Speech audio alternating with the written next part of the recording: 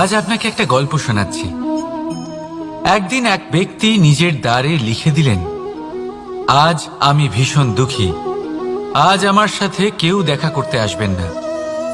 কিছুক্ষণ পরে তার এক বন্ধু এলো, সে সেই লেখা পড়ল, তাও গিয়ে তার সাথে দেখা করল।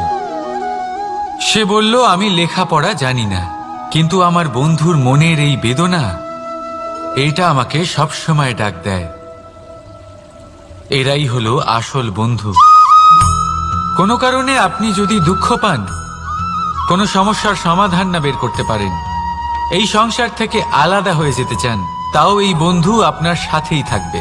সমস্যার সমাধান না দিতে পারলেও আপনার সম্বল হয়ে অবশ্যই থাকবে।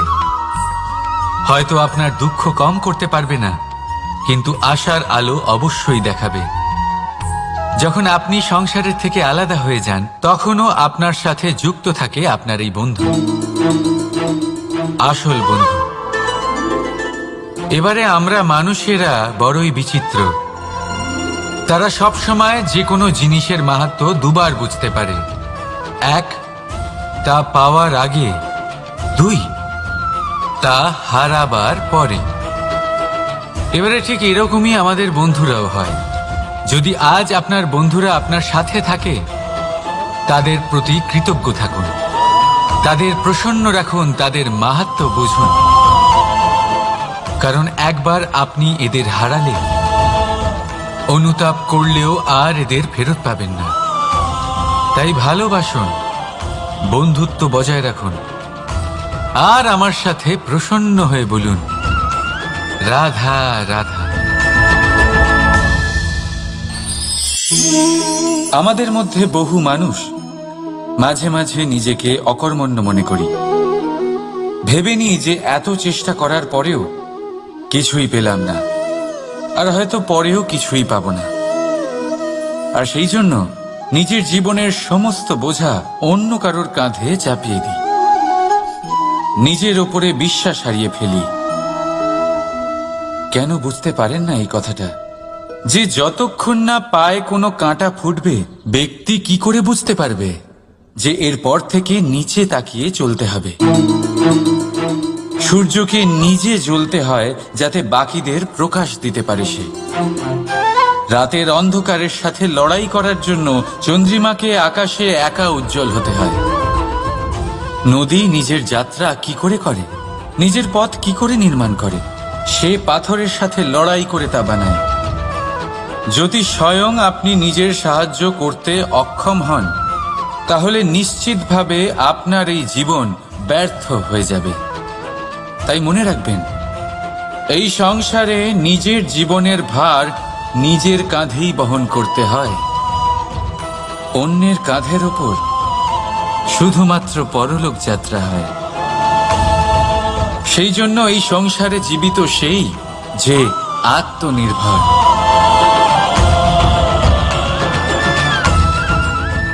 রাধা রাধা। সময়, কথায় বলে সময়ের পূর্বে কিছুই হয় না। প্রতিটা ঘটনার একটা সময় থাকে। সময়ের আগে না সূর্যোদয় হয় আর না সূর্যাস্ত হয়। সময়ের পূর্বে গাছে না ফুল ফোটে না ফল ধরে। কিন্তু একটা কথা ভেবে দেখুন, যদি বর্ষা আসার আগে কৃষক ভূমিকে না প্রস্তুত করে, বীজ রোপণ না করে, তাহলে কি ফসল ফলবে? যদি কোনো যোদ্ধা যুদ্ধের পূর্বে নিজের অস্ত্রের ধার না দেয়, তাহলে সে যুদ্ধ কি করে লড়বে? এর মানে এটাই হলো যে সময় আপনার যখন আসার তখন অবশ্যই আসবে, কিন্তু ততক্ষণ এটাও গুরুত্বপূর্ণ যে আপনি নিজেকে তার জন্য তৈরি রাখুন। কারণ এই সুযোগ, এই কথাটা শুনতে যত ছোট, এটা আসেও ততটা কম সময়ের জন্য, তারপর চলেও যায়। এবার যদি সুযোগ আপনার হাতে আসে আর আপনি তার জন্য তৈরি না থাকেন, তাহলে আপনি সাফল্য কি করে পাবেন? তাই আপনি সঠিক সময়ের জন্য অপেক্ষা করুন, সেই সুযোগের জন্য অপেক্ষা করুন, কিন্তু ততক্ষণ নিজের চেষ্টার দ্বারা নিজেকে আরো সক্ষম করে তুলুন। কারণ সাফল্য আপনার জন্য অপেক্ষা করছে, শুধু আপনি তার জন্য তৈরি থাকুন। রাধা রাধা। সংসারে সকলে উঁচুতে উঠতে চায়, কেউ নত হতে চায় না। সবাই এটা মনে করে যে নত হওয়ার অর্থ হলো তাদের আত্মসম্মান এবং অহংবোধের বিরুদ্ধাচরণ করা। তাদের মনে হয় যে যদি আমরা নত হই, সংসার আমাদের দুর্বল মনে করবে, তাদের শৌর্য এবং তাদের ব্যক্তিত্বের অপমান হবে। কিন্তু এটা কি সত্যি? প্রত্যেকবার নত হওয়ার অর্থ কি সম্মানহানি হওয়া? কখনোই নয়। আপনি নিজের জীবনকেই দেখে নিন। আপনার কোনো অমূল্য জিনিস যদি নিচে পড়ে যায়, তাহলে তাকে কিভাবে তোলেন? সেই বস্তুকে তোলার জন্য আপনাকে নত হতেই হবে। আপনি বড়দের আশীর্বাদ কিভাবে লাভ করেন? আপনি নত হয়ে তবেই তাদের আশীর্বাদ লাভ করতে পারেন, তাই না? ভেবে দেখুন, আপনি একটা পথে হাঁটছেন, আপনি দেখতে চাইছেন যে আপনি সঠিক পথে হাঁটছেন কিনা, পায়ের নিচে কাঁটা পড়ে আছে কিনা। কিভাবে দেখবেন? আপনাকে সেই মাথা নত করেই দেখতে হবে। এর অর্থ কি? অর্থ খুব সহজ। প্রত্যেকবার নত হওয়া অনুচিত নয়, সেটা কোনোভাবেই সম্মানহানি নয়। পরিস্থিতি অনুসারে এবং যেখানে প্রয়োজন, আপনি নত হতে শিখে গেলে আপনি অনেক কিছুই লাভ করতে পারবেন। জ্ঞান, মান, গুণ, বিশ্বাস। সেই জন্য প্রয়োজন এবং পরিস্থিতি অনুসারে নত হতে শিখুন, এতে অনুচিত কিছুই নেই। আত্মসম্মান থাকা অত্যন্ত প্রয়োজনীয়, কিন্তু তা যেন কখনো অহংকারে পরিণত না হয়। এই বিষয়ে অবশ্যই নজর রাখবেন এবং আমার সাথে ভালোবেসে বলবেন, রাধা রাধা।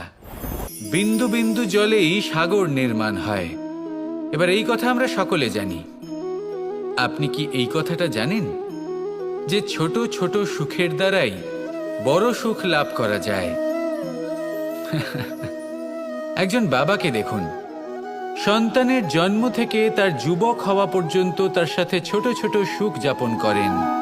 এই ছোট ছোট সুখগুলি তাদের প্রেমের সম্পর্কে গভীরতা নিয়ে আসে এবং প্রেমের এই গভীরতা তাদের জীবনে বড় সুখ নিয়ে আসে। এটা ঠিক সেই রকম যেরকম বিশাল এক সমুদ্রে, গভীর এক সমুদ্রে অমূল্য রত্ন খুঁজে পাওয়া যায়। এটাও ঠিক সেই রকমই। সেই জন্য জীবনে বড় বড় সুখের খোঁজ করতে গিয়ে সময় নষ্ট করবেন না। এই যে ছোট ছোট সুখ আছে, এগুলোকে যাপন করা শুরু করুন, এগুলোর আনন্দ লাভ করুন, এগুলো নিয়ে উৎসব পালন করুন। প্রেমের গভীরতা বুঝুন আর এই গভীর প্রেমে মন নিমজ্জিত করুন। তারপরে দেখুন, এই মন আর এই জীবন সুপ্রসন্ন হয়ে বলবে, রাধা রাধা। এই সংসারে যখন সাফল্যের পথে আপনি অগ্রসর হবেন, তখন আপনার পরিশ্রম, একাগ্রতা, সাহসের সাথে সাথে সমাজের মানসিকতাও সহ্য করতে হবে। প্রত্যেক ব্যক্তি কিছু না কিছু ভাবেন, কিছু না কিছু বলেন। কিছু মানুষ এমন আছেন যারা ভাববেন যে আপনি কিছুই করতে পারবেন না। তারা আপনার নিন্দা করবেন, আর এই নিন্দার কথা ভেবেই আমরা ভয়ভীত হয়ে পড়ি। সেই কারণে নিজেদের আশা, নিজেদের বিশ্বাস হারিয়ে ফেলি। এবার যদি সেই নিন্দার ভয়ে আমরা লক্ষ্যচ্যুত হই, তাহলে সেটা অনুচিত। সেই জন্য জীবনে শুধু পরিশ্রম করতে থাকুন, সামনে এগোতে থাকুন। যেই দিন আপনি আপনার লক্ষ্য লাভ করবেন, সেই প্রত্যেক ব্যক্তি যারা নিন্দা করছিলেন, তাদের দৃষ্টি আপনা থেকেই পাল্টে যাবে, ঠিক কিনা? এই সংসারকে যা প্রাণ চায় তাই বলতে দিন। যদি আপনি কারোর কথা শুনতে চান, তাহলে নিজের অন্তরের কথা শুনুন। সেটাই আপনাকে উচিত পথে নিয়ে যাবে। সামনে অগ্রসর হতে থাকুন, পরিশ্রম করুন। এমন একটা দিন আসবে যেদিন এই নিন্দুক ব্যক্তিরা আপনার লক্ষ্য প্রাপ্তির উদাহরণ সবাইকে দেবে। আসুন আমার সাথে ভালোবেসে বলুন, রাধা রাধা। আমরা জীবনে চলতে চাই, সামনে এগোতে চাই, কিন্তু কখনো কখনো এমন হয় যে আমরা আমাদের লক্ষ্য দেখতেই পাই না। আমরা চিন্তিত হয়ে পড়ি, ব্যতীত হয়ে পড়ি, আমরা কিছু বুঝতেই পারি না। এই মন অশান্ত হয়ে যায়। কিন্তু যদি আপনি থেমে যান, তাহলে নিজের পথ এবং নিজের লক্ষ্য থেকে সরে যাবেন। সেই জন্য চলতে থাকুন, থামবেন না। যতদূর পারবেন চলতে থাকুন, যতদূর দৃষ্টি যাচ্ছে চলতে থাকুন। তারপরেই দেখবেন পরবর্তী পথ আপনা থেকেই আপনার সামনে আসবে। কারণ আপনার দৃষ্টির সীমা থাকতেই পারে, দৃষ্টিভঙ্গির সীমা নেই। আপনার পথের সীমারেখা থাকতেই পারে, কিন্তু সেই পথে চলার সাহসের সীমা নেই। সেই জন্য নিজেকে অসীমিত করে তুলুন। এই সীমারেখা আপনা থেকেই দূর হয়ে যাবে, লক্ষ্য নিজে থেকেই দেখতে পাবেন। আর এই মন সুপ্রসন্ন হয়ে বলবে, রাধা রাধা। মানুষ সবসময় চায় যে তার জীবনে যেন কখনো কোনো সমস্যাই না আসে। সে চায় তার জীবন যেন শুধুমাত্র শান্তি এবং সুখের দ্বারা পূর্ণ থাকে। কিন্তু এই চাহিদা অনুচিত কিছু নয়। আমরা সবাই এটাই চাই যে জীবনে সুখ থাক, শান্তি থাক। কিন্তু এই কথা সবসময় মনে রাখবেন, যে সূর্য উদিত হন সংসারকে প্রকাশমান করেন, দুপুরবেলায় সংসারকে রৌদ্র প্রদান করেন, সন্ধেবেলায় তাকেও অস্ত যেতে হয়। এবার আমাদের জীবন চক্র কিছুটা এরকমই। কোনো কিছুই চিরকাল একরকম থাকে না। কখনো এই নদীকে দেখুন যা বয়ে চলেছে। এই নদী যা বয়ে চলেছে তার পথেও অনেক বিপদ আসে। বড় বড় পাথরের সম্মুখীন হয়ে তাকেও সামনে এগিয়ে যেতে হয়। একটি পুকুর যা চারদিক থেকে ঘেরা, তার জীবনে কিন্তু কোনো সমস্যা নেই। কিন্তু এই সংসারে পুকুরের পুজো করা হয় না, পুজো করা হয় নদীকে। মনে রাখবেন, সমস্যার ঊর্ধ্বে তিনি উঠতে পারেন যিনি সমাধি লাভ করেছেন, যিনি এই সংসারেই নেই। যিনি এই সংসারে আছেন এবং জীবিত আছেন, তার জীবনের সমস্যা হলো শ্বাসবায়ুর মতোই গুরুত্বপূর্ণ। আসুন আমার সাথে ভালোবেসে বলুন, রাধা রাধা। আমরা সবাই জীবনে সুখ লাভ করতে চাই। শুধু জীবনে কেন, জীবনের পরেও আমরা সুখ লাভ করতে চাই। আমরা সকলে স্বর্গের কামনা করি। কিন্তু খুব সহজ একটা কথা, যদি আপনি স্বর্গ লাভ করতে চান তাহলে প্রথমে মৃত্যু লাভ করতে হবে। আপনি যদি প্রাণই না দেন তাহলে আপনি স্বর্গলাভ কিভাবে করবেন, তাই না? শুধু এই ছোট্ট একটা বিষয় দ্বারা আমরা জীবনে অনেক কিছুই শিখতে পারি। যদি আপনার কোনো লক্ষ্য থাকে, কোনো মনোবাঞ্ছিত স্থান থাকে, কোনো বড় কাজ আপনি করতে চান, তাহলে সেই সবই হবে। কিন্তু শুধুমাত্র কামনা করলে হবে না, আপনাকে কর্ম করতে হবে। নিরন্তর প্রয়াস, পরিশ্রম, পথ খুঁজতে হবে, সামনে অগ্রসর হতে হবে। কখনো অসফল হলে তার কারণ খুঁজতে হবে, বিপদের সম্মুখীন হতে হবে, অন্তর থেকে নিজের শক্তি বাড়িয়ে তুলতে হবে। তবেই আপনি নিজের লক্ষ্য লাভ করতে পারবেন, মনোবাঞ্ছিত স্থান পাবেন। মহান নদী গঙ্গা একটি বিন্দু দ্বারা শুরু হয়, ধীরে ধীরে অগ্রসর হয়। কোনো পাথরে ধাক্কা খেলেও সে থামে না, বরং এগোতেই থাকে। তারপরেই সে মহান নদী গঙ্গা হয়ে উঠতে পারে। পরিশ্রম করুন, লক্ষ্য লাভ করুন, আর আমার সাথে ভালোবেসে বলুন, রাধা রাধা। এই সংসারে জয়লাভ করার জন্য, সাফল্য লাভের জন্য শক্তি, ধৈর্য, সাহস, মিত্রদের সঙ্গ, এই সব ছাড়া আর কি আছে যা অত্যন্ত প্রয়োজনীয়? বিশ্বাস। সত্যি কথা বলতে এই বিশ্বাস অত্যন্ত অমূল্য, কিন্তু এটা দুদিক খোলা তলোয়ারের মতো।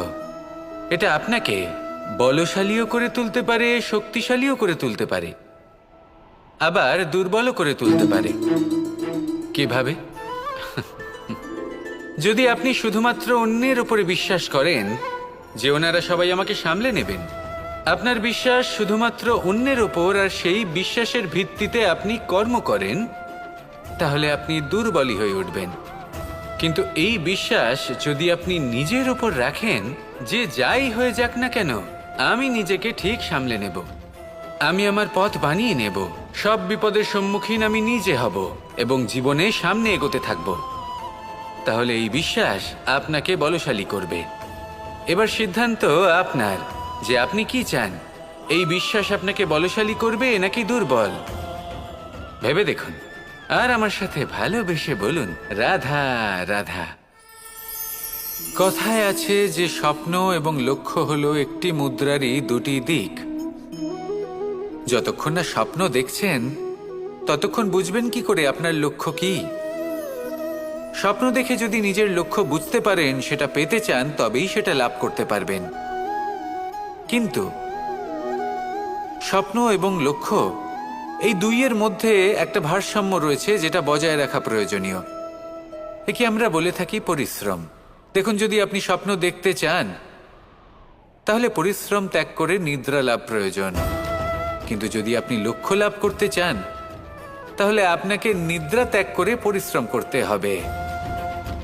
তাই আলস্য ত্যাগ করুন এবং সিদ্ধান্ত নিন যে আপনি কি চান। আপনার জীবনের এই তুলাদণ্ডে স্বপ্নের পাল্লা ভারী হওয়া প্রয়োজন নাকি লক্ষ্যের? আমার মতে এই দুইয়ের মধ্যে যদি ভারসাম্য বজায় রাখেন তবে পথ নিজে থেকেই সামনে আসবে। শুধু সেই পথে অগ্রসর হতে থাকুন এবং আমার সাথে ভালোবেসে বলুন, রাধা রাধা। বস্ত্র আমাদের সকলের প্রিয়, এটা আমাদের জীবনযাপনের জন্য প্রয়োজনীয়। আমরা সবসময় চেষ্টা করি সেই বস্ত্র পরতে যা পরলে আমাদের দেখতে ভালো লাগে। কিন্তু কখনো এই কথা ভেবে দেখেছেন যে কিছু বস্ত্র যদি স্বচ্ছ হয় তাহলে তা পুরনো হলেও দেখতে ভালো লাগে? ঠিক তেমনই, যেমন কোনো খাবার যদি মশলাদার না হয়, অত্যন্ত সুস্বাদু নাও হয়, কিন্তু যদি তা গরম হয়, টাটকা হয়, তাহলে খেতে ভালোই লাগে। ঠিক সেইভাবেই যদি কোনো ব্যক্তি সুন্দর নাও হয় কিন্তু তার কথা খুবই মধুর হয়, তাহলে সেই ব্যক্তি সকলের প্রিয় হয়। কোনো ব্যক্তি যদি ধনবান নাও হন কিন্তু তিনি যদি গুণী হন তাহলে এই সংসারে সম্মান লাভ করেন। সেই জন্য কখনো এই বিষয়ে দুঃখ পাবেন না যে আপনার কাছে ভৌতিক স্বাচ্ছন্দ্য নেই। আপনার কাছে সবথেকে বড় বস্তু, সবথেকে মূল্যবান বস্তু যেটা আছে সেটা হলো আপনার আত্মা, আপনার মন, আপনার বিচারধারা, আপনার গুণ, আপনার কথা। এগুলো সবসময় শুভ রাখুন এবং সবসময় নিজের সাথে রাখুন। এই জীবন সফল হবে এবং প্রেমময় হয়ে বলে উঠবে, রাধা রাধা। ছোটবেলা থেকেই আমি গরু চড়িয়ে অভ্যস্ত, সেই জন্য সকলে আমাকে গোপাল নামে ডাকত। কিন্তু গোপাল হয়ে আমি একটা অমূল্য শিক্ষা লাভ করেছি। আমি দেখেছি যে গৌশালাতে অনেক বাছুরের মধ্যে একটি গাই তার নিজের বাছুরকে অবশ্যই চিনে ফেলে। যেখানে সমস্ত বাছুর একই রকম দেখতে এবং প্রত্যেকের স্বরও সমান, তারপরেও সকল বাছুরের মধ্যে নিজের বাছুরকে ঠিক চিনতে পেরে যায় এবং তার সাথেই থাকে। ঠিক এইরকমই কিছুটা হয় আমাদের কর্ম এবং তার কর্মফল। আপনি সবার মাঝে থেকেও কোনো কর্ম যদি করেন, সেই কর্মফল সবার মধ্যে আপনাকে চিনে ফেলবে এবং আপনার সাথেই থাকবে। তাই যখনই কর্ম করবেন ভেবে চিন্তে করবেন। কোনো কর্ম করার আগে একবার ভেবে দেখুন, তাহলে জীবনে বারংবার অনুতপ্ত হতে হবে না। কারণ বিষয়টা কিছুটা এরকম যে এই সংসারে আপনি কাল, কর্মফল এবং সময়, এই তিনের হাত থেকে কখনো লুকোতে পারবেন না, কখনো পালাতেও পারবেন না। আসুন আমার সাথে ভালোবেসে বলুন, রাধা রাধা। জন্ম এবং মৃত্যু, একটি হলো জীবনের সূত্রপাত, আরেকটি জীবনের সমাপ্তি।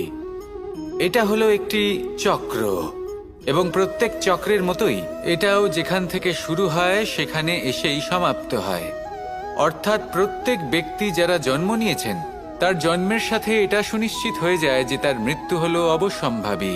এই সংসারে এমন কিছুই নেই যা চিরকালের মতো থেকে যায়। এবার এটা আমরা সবাই জানি। আমাদের কাছে যে জীবনটা আছে, যেটা আমরা যাপন করতে পারি, সেই সময়কালে আমরা কি করতে পারি সেটা গুরুত্বপূর্ণ। এমন কিছু করুন যার ফলে মৃত্যুর পরেও আপনি অমর হয়ে থাকবেন। আমাদের কথা, আমাদের কর্ম এই সংসারে প্রেরণা প্রদান করতে পারে। আর যদি আমরা প্রেরণা নাও জোগাতে পারি, তাও এই সন্তোষ বোধ যেন থাকে যে আমরা আমাদের জীবন ব্যর্থ হতে দিইনি। এই জীবন যাপন করার ইচ্ছেতেই আমরা সময় ব্যর্থ করে দিই। আর এই জীবনকে যাপন করার সর্বশ্রেষ্ঠ উপায় হলো এটাই যে কখন আমাদের মৃত্যু হবে, কিভাবে আমাদের মৃত্যু হবে, এই চিন্তা ত্যাগ করে যেন আমরা বর্তমানে বেঁচে থাকি, আজকে বেঁচে থাকি, আজকে দাঁড়িয়ে কর্ম করি এবং আজ যে সংকট সামনে তার সম্মুখীন হই। ভবিষ্যতের পথ নিজে থেকেই উন্মুক্ত হবে। আপনার জীবনে অনেক বড় বড় বিপদরূপী পাথর আসবে। সেই পাথরগুলিকে এতটাই দুর্বল করে দিন যাতে সেই পথ আপনি অগ্রসর হওয়ার পরে আপনার পেছন পেছন যে সেই পথ দিয়ে আসবেন তিনিও যেন সহজেই পাথর চূর্ণ করে সামনে অগ্রসর হতে পারেন। মনে রাখবেন, আপনার প্রচেষ্টারও একটা মাহাত্ম্য আছে। যদি আপনি কোনো কেল্লার শিখরে পতাকা উত্তোলন নাও করতে পারেন, তাহলেও আপনার প্রচেষ্টার যে মাহাত্ম্য তা কখনো কমে যাবে না। সেই জন্য প্রচেষ্টা করতে থাকুন আর আমার সাথে ভালোবেসে বলুন, রাধা রাধা। মানুষের একটি সমস্যা আছে যে মানুষ সাফল্যকে মাপতে থাকেন, লক্ষ্যপ্রাপ্তিকে মাপতে থাকেন এবং তার তুলনা করতে থাকেন যে ও এত কিছু পেল আর আমি পেলাম না,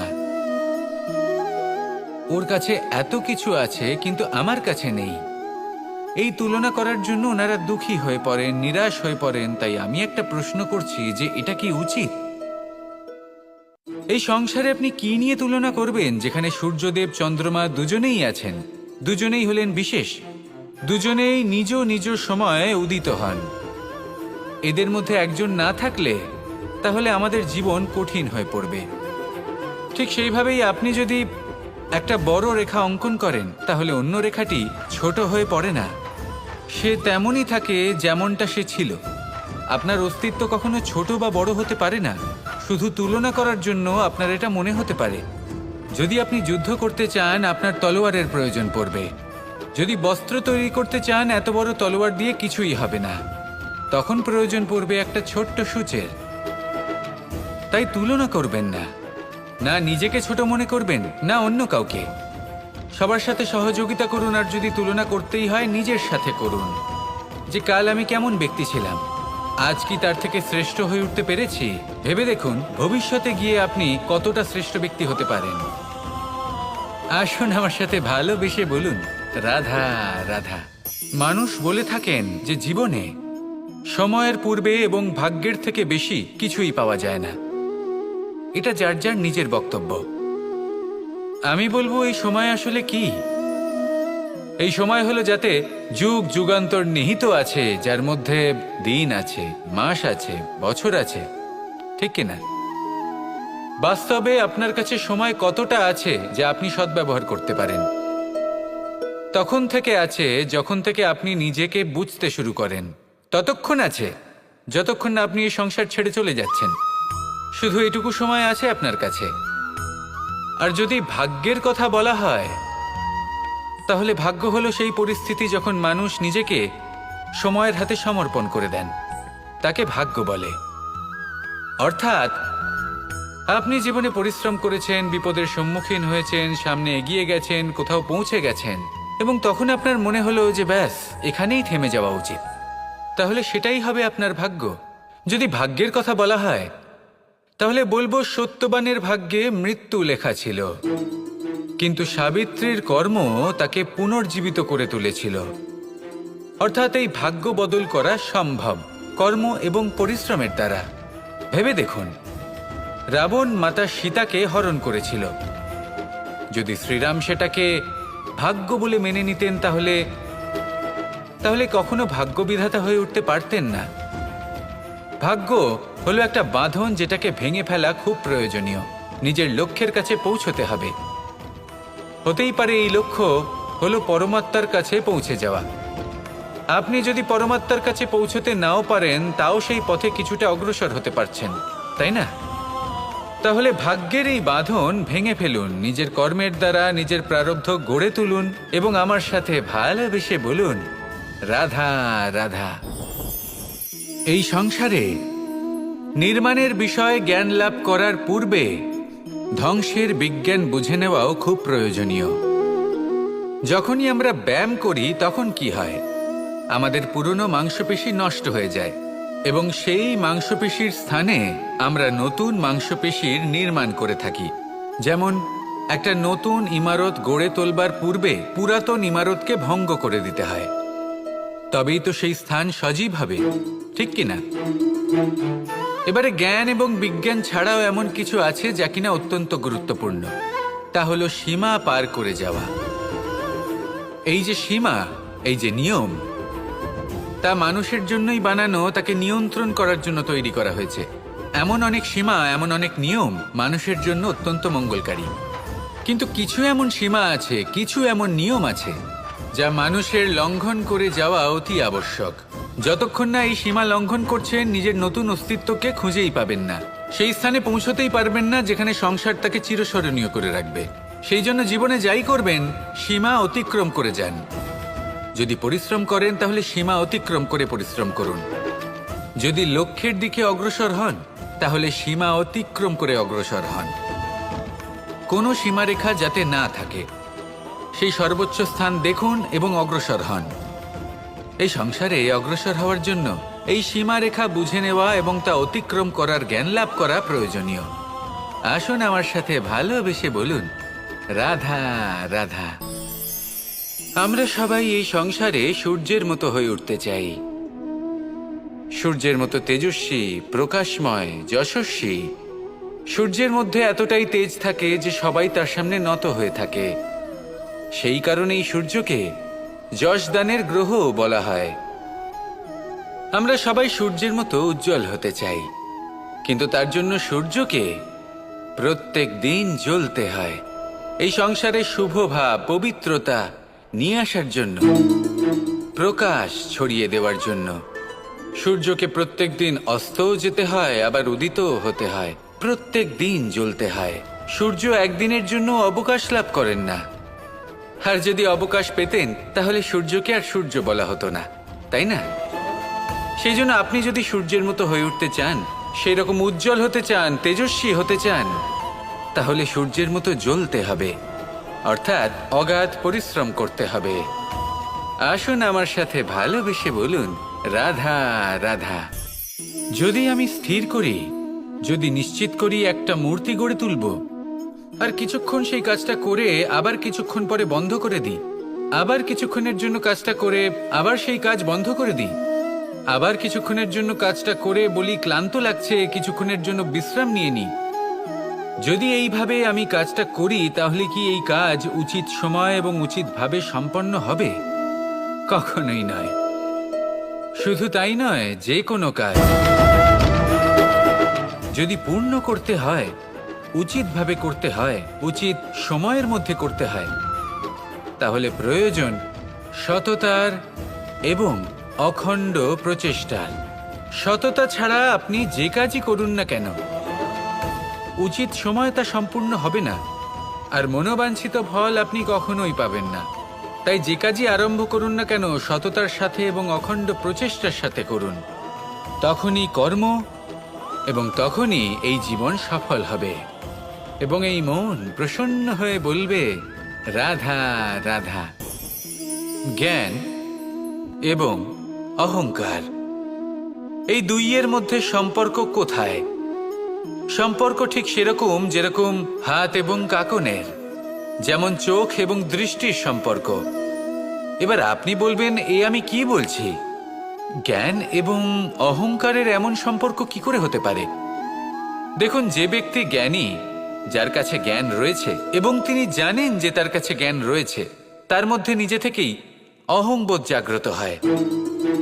খুব কম সংখ্যক এমন জ্ঞানী ব্যক্তি আছেন যারা নিজেদের অহংকারের বিষয়ে আঁচ করতে পারেন। প্রকৃত জ্ঞানী হলেন তিনি, যিনি নিজের জ্ঞানের সদ্ব্যবহার করে অহংকারকে দূর করেন। উচিত সময়ে বুঝে যান, নিজের অন্তর যাচাই করে এই বিষয়টা দেখেন যে তার অন্তরে অহংবোধ জাগ্রত হচ্ছে এবং নিজেকে সেখানেই থামিয়ে দেন, যাতে অহংকারের পথে তিনি অগ্রসর না হয়ে যান। এই অহংকার কখন উচিত, কখন অনুচিত, কখন প্রয়োগ করা উচিত, উচিত নয়, কখন বাধা দেওয়া উচিত, এটা শেখা অত্যন্ত প্রয়োজনীয়। আর যদি এটা আপনি শিখতে পারেন তাহলে আপনি একজন জ্ঞানীও হয়ে উঠবেন এবং সুখীও থাকবেন।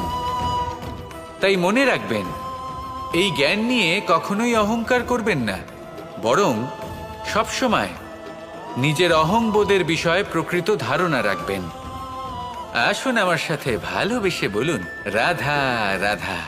এই সংসারে সব থেকে বেশি কঠোর এবং বলশালী ধাতু হলো লৌহ, অর্থাৎ লোহা।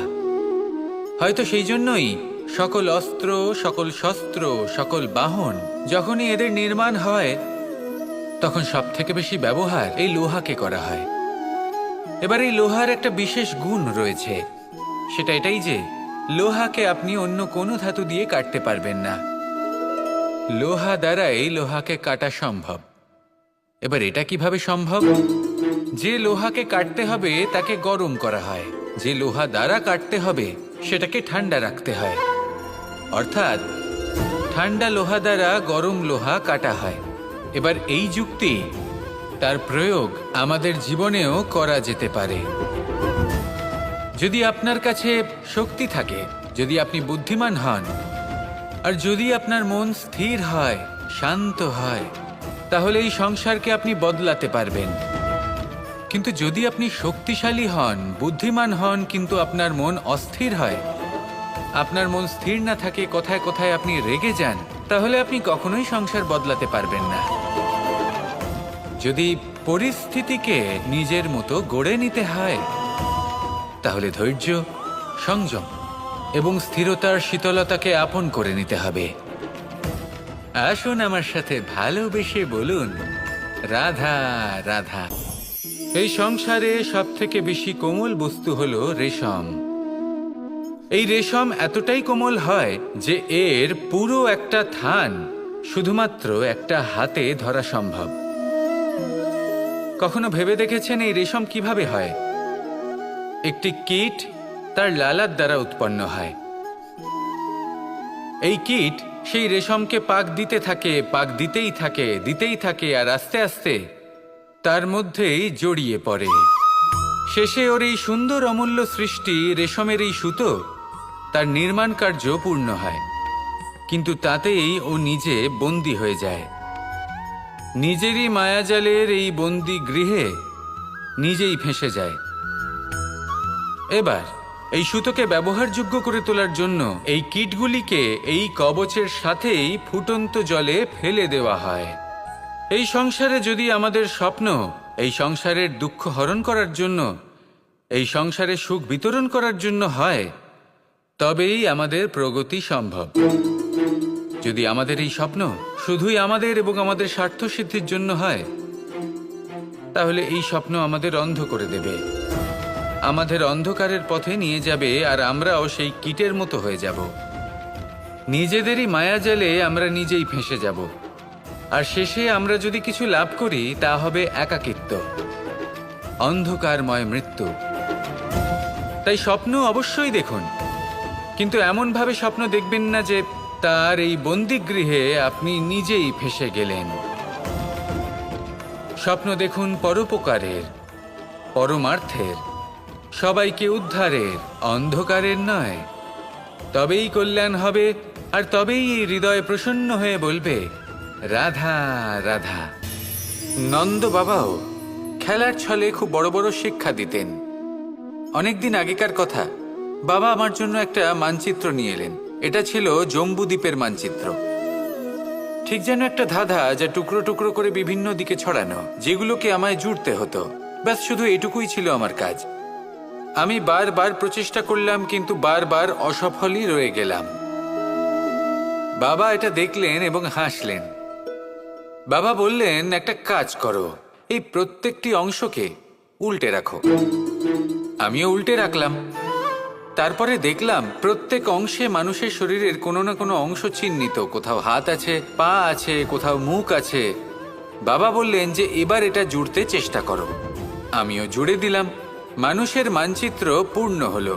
এবার বাবা বললেন, এটা উল্টে রাখো, মানচিত্র পূর্ণ আকার ধারণ করেছে। আমি বললাম, ঠিক আছে। আমি উল্টে রাখলাম, দেখলাম জম্বুদ্বীপের মানচিত্র পূর্ণ হয়েছে। বাবা বললেন, যদি দেশকে সফল করে তুলতে চাও, শক্তিশালী করতে চাও, স্থির বানাতে চাও, তাহলে সবার আগে দেশবাসীকে একত্রিত করতে শেখো। সকল সৈন্যগণ যখন একজোট হয়ে দাঁড়াবে, তখন দেশের শক্তি আরো বেড়ে যাবে। শুধু তাই নয়, বাবা বললেন, যদি ভালোবাসার সাথে জড়িয়ে পড়ো, তাহলে পরমাত্মাও তোমার সামনে এসে দেখা দেবেন। তাহলে এটাই করুন আর আমার সাথে ভালোবেসে বলুন, রাধা রাধা। আসতে চলেছে দোল উৎসব। দোল অর্থাৎ রং, দোল অর্থাৎ প্রেম, দোল অর্থাৎ রাধা কৃষ্ণ। কখনো ভেবেছেন কেন এই দোল উৎসব রাধা কৃষ্ণের সাথে জড়িত? উত্তর সহজ। রাধা আর কৃষ্ণ পৃথিবীতে এসেছে প্রেম শেখাতে, আর পৃথিবী তৈরি হয়েছে পঞ্চরঙের পঞ্চ পদার্থ দিয়ে: ভূমি, বায়ু, অগ্নি, জল আর আকাশ। দোলের এই উৎসব না শুধুমাত্র রাধা আর কৃষ্ণের প্রেমের প্রতীক, বরং পৃথিবীতে এই পঞ্চ পদার্থের মিলনেরও প্রতীক। সেই পদার্থ যা না কেবল এই পৃথিবী তৈরি করে, বরং সেই মানুষদেরও সৃজন করে যারা এই পৃথিবীতে বাস করেন। আর যখন মানুষ একে অপরকে দোলের রঙে রাঙিয়ে দেয়, তখন কাউকে আলাদা দেখতে লাগে না, সবাইকে একরকম লাগে। কারোর মুখ দেখা যায় না, যদি কিছু দেখা যায় তা শুধু এই রং, প্রেমের রং, উল্লাসের রং, পৃথিবীর নির্মাণকারী পঞ্চ পদার্থের রং। তাই বয়ে যান এই রঙের নদীতে আর গড়ে তুলুন এই সম্পর্ক এক নতুন উদ্যমে। শুভ দোলযাত্রা। আর হ্যাঁ, ভালোবেসে বলুন, রাধা রাধা। এই ফল দেখতে পাচ্ছেন আপনি?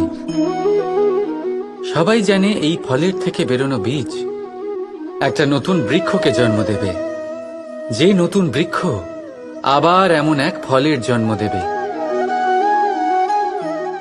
কিন্তু আপনি কি কখনো ভেবে দেখেছেন ফল আর বীজের সম্পর্ক এতই গভীর, অথচ বৃক্ষের মূল আর বৃক্ষের শাখার মধ্যে এত দূরত্ব কেন?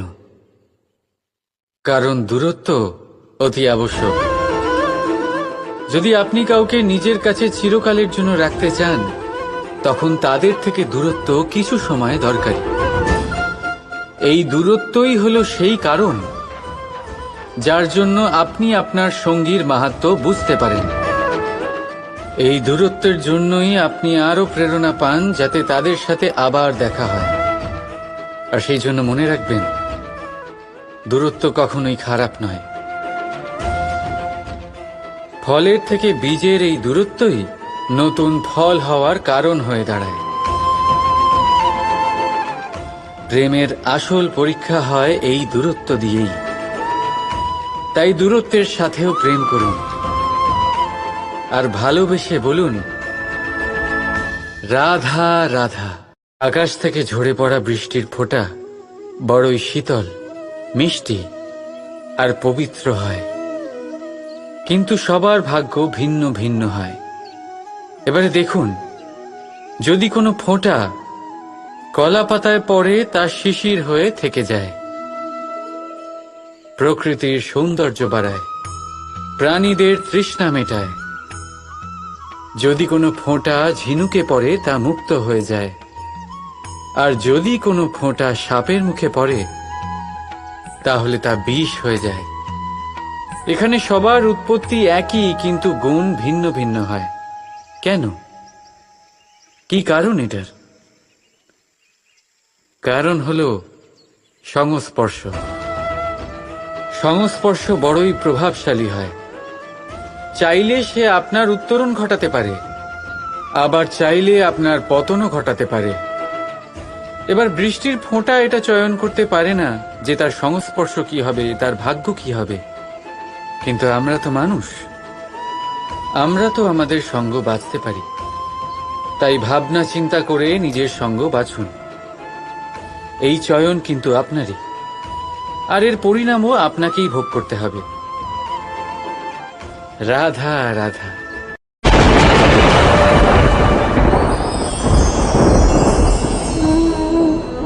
আমার সামনে রয়েছে গরুর দুধ, যা 2 দিন পর্যন্ত ভালো থাকে। যদি এই দুধ গরম করে জমানো হয় তাহলে তৈরি হয় দই, যা 3-4 দিন অবধি ভালো থাকে। যদি এই দইকে মন্থন করেন তৈরি হবে মাখন, যা অনেক সপ্তাহ ভালো থাকে। আর যদি এই মাখন ফোটানো হয় তাহলে তৈরি হয় ঘি, যা বহু বছর ভালো থাকে। মানেটা বুঝলেন? তাপ আর মন্থন। জীবনে যত পরীক্ষায় উত্তীর্ণ হতে পারবেন, যত কষ্টের তাপ সহ্য করতে পারবেন, যত মন্থনের বাধা পেরোতে পারবেন, ততই যশ, শক্তি আর সামর্থ্য বাড়তে থাকবে। তাই কর্ম করুন, কঠিন বাধার সম্মুখীন হন, আর মন্থন করে মন শুদ্ধ রাখুন। মন প্রসন্ন হয়ে বলবে, রাধা রাধা। দৃষ্টি মানুষকে দেওয়া প্রকৃতির অন্যতম শ্রেষ্ঠ উপহার। সেই দৃষ্টি যার জন্য মানুষ এই সংসার দেখতে পারে, নিজের পথ দেখতে পারে। কিন্তু সংসারে দৃষ্টি লাভ করেও সবাই মহান হতে পারে না, প্রসন্ন হতে পারে না। প্রসন্ন শুধুমাত্র তারাই হয় যাদের দৃষ্টিভঙ্গি শুভ হয়। এবারে যারা গোলাপে শুধুমাত্র কাঁটা খুঁজে পায়, তাদের হাত অবশ্যই সেই কাঁটা দ্বারা আঘাতপ্রাপ্ত হয়, কারণ তাদের দৃষ্টি শুধুমাত্র কাঁটা অবধি সীমিত থাকে। কিন্তু সুগন্ধ প্রস্তুতকারক পাপড়ি অবশ্যই খুঁজে বার করেন। কেন? একটু ভেবে দেখুন। যারা অন্ধকারে আলো পেতে চান, তাদের কাছে প্রদীপ ও সূর্যের মতো মনে হয়। কিন্তু যারা খুঁত বার করতে চান, তারা সেই প্রদীপের নিচে অন্ধকারই খুঁজে পান। যারা ভালোবাসা পেতে চান, তারা অচেনা মানুষের মধ্যেও স্নেহ খুঁজে পান। নয়তো কাউকে পেয়েও তাদের না চিনতে পারা মানুষের অভাব নেই। দৃষ্টি আমাদের দেখায়, কিন্তু দৃষ্টিভঙ্গি আমাদের সেটা দেখায় যা আমরা দেখতে চাই। যেমন আপনার ভাবনা হবে, সেটাই সত্যি হয়ে আপনার সামনে আসবে। তাই আপনার ভাবনাগুলিকে শুভ করুন, আর ভালোবেসে বলুন, রাধা রাধা।